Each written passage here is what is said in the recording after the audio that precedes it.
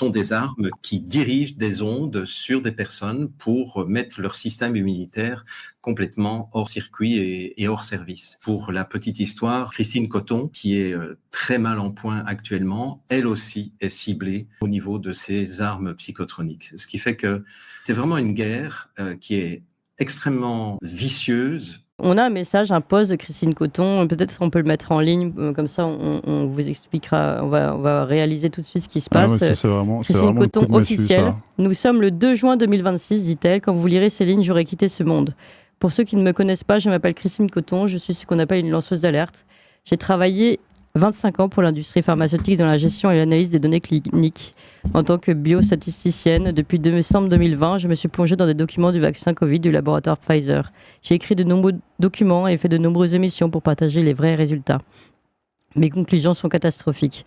En plus de la non-validité des résultats dus à des erreurs, voire des fraudes manifestes, le vaccin Pfizer que la population a reçu, que vous avez peut-être vous-même reçu, n'est pas celui de l'essai clinique aux 95% d'efficacité annoncé par tous les politiques, journalistes et médecins de plateau. On vous a administré un produit pour lequel il n'y a strictement aucun résultat, ni d'efficacité, ni de tolérance. Ce message n'a pas pour but de faire du sensationnalisme sur les réseaux, mais pour vous informer de l'une des plus grosses manipulations que l'humanité ait connues. Toutes les preuves se trouvent dans la dernière version de mon travail que je vous invite à télécharger et à lire. Pour les plus feignants et pour les plus occupés, les quelques pages de la conclusion et des liens doc sources vous éclaireront déjà beaucoup. Je suis tombée malade au moment où j'ai porté plainte contre les autorités de santé. Je répète cette phrase. Je suis tombée malade au moment où j'ai porté plainte contre les autorités de santé.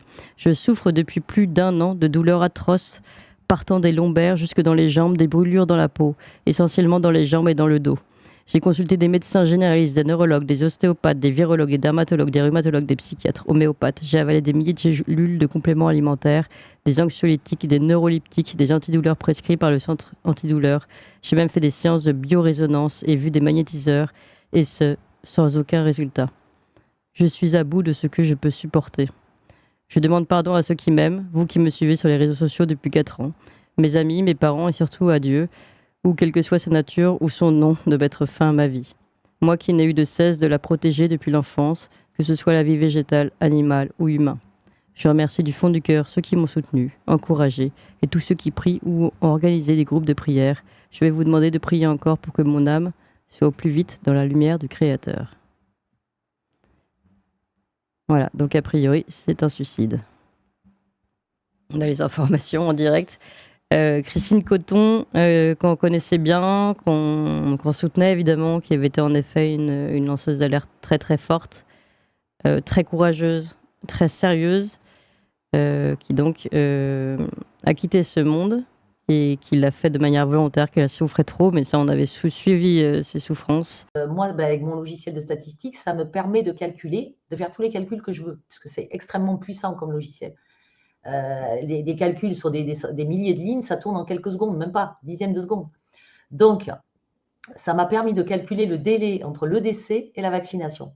Okay. C'est là que j'ai trouvé ça très inquiétant. C'est quoi ? qu'il y avait plus de 60% des gens qui étaient décédés qui mouraient dans les 21 jours après le vaccin.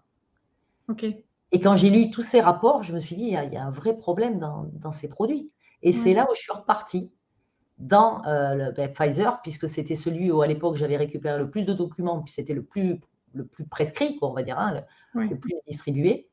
Je suis repartie dans tous les documents de Pfizer sur ce vaccin-là. Donc, c'est-à-dire les rapports cliniques, que ce soit le premier avec les fameux 95%, celui sur les adolescents, là où justement cet essai sur les ados, où Madi Degaré a eu des dizaines de défunts indésirables qui ne sont quasiment pas reportés. Vous en avez reporté 2. Ça n'a rien à voir avec la souffrance de cette gamine. Le rapport sur les enfants, les 5-11 ans, qui date d'octobre 2021.